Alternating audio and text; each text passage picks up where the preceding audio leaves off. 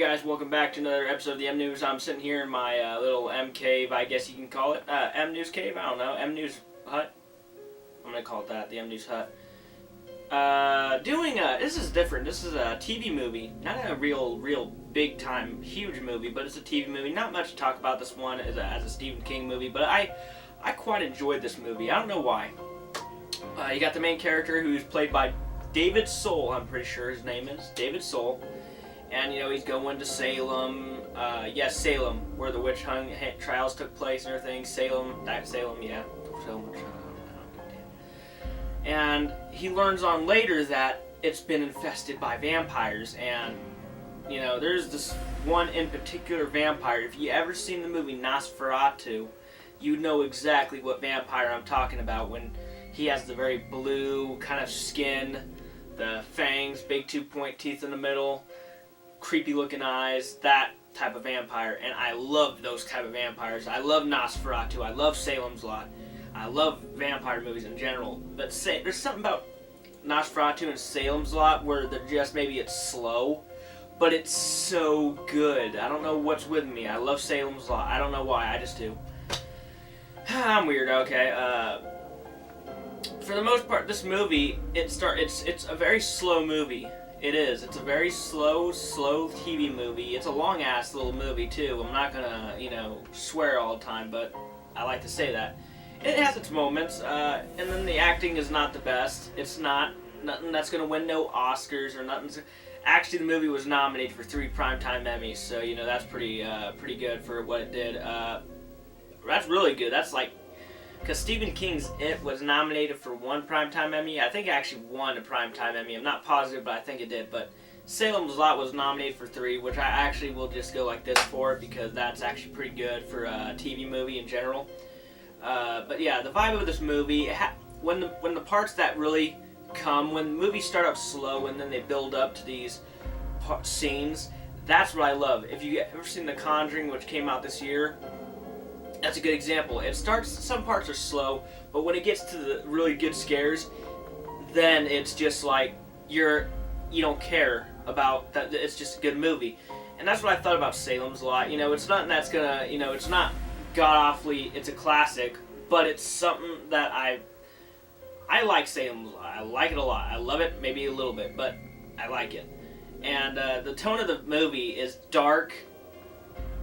I don't know, it's really just the tone of the movie is just, it's kind of lifeless, the movie. It's lifeless in a sort of way. I'm not gonna sit here and bash it like terribly, but it has its little tone where I don't think it led to its full potential. Because the movie could have been so much better and so much more scarier. But there's one scene in this movie, actually kind of like 3 scenes in this movie. I'm sorry, Friday the 13th Part 3 is on, and Jason's at the window trying to get to this girl. He's really freaky. I'm gonna keep talking though. Anyway, you got, there's a scene with this vampire, and now they're dragging out his coffin, and they open this, because I'm gonna tell you, because, this movie's you're not gonna find it. The only chances are, if you're gonna find it, is probably at a yard sale or a flea market, because it's nothing huge. I was lucky to find Stephen King's It for DVD at a flea market for a really expensive price. He wanted $10 for that thing, and I was like, alright, I'm doing it, because I couldn't find it nowhere else. And there's a scene where they pull out his coffin, and I remember, I'm going to put down my sleeves, don't look at me like that. They open his coffin, and he's just laying there like this.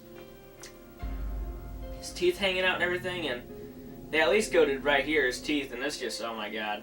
And there's this kid next to him, and he looks at this face, and the face doesn't, nothing scary, doesn't go and then scare him, it goes like, and then it opens its mouth, and that scares me. That I watched, and I was like, oh my god, my heart stopped for probably 2 seconds. Those things just get me. Like, it really creepy. The vampire's death scene was not I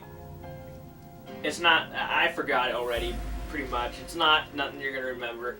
All I remember is this guy trying to get into him, and he's hitting the stake and everything. It takes him 20 damn hits just to get into him. I was like, okay, let's get on with it.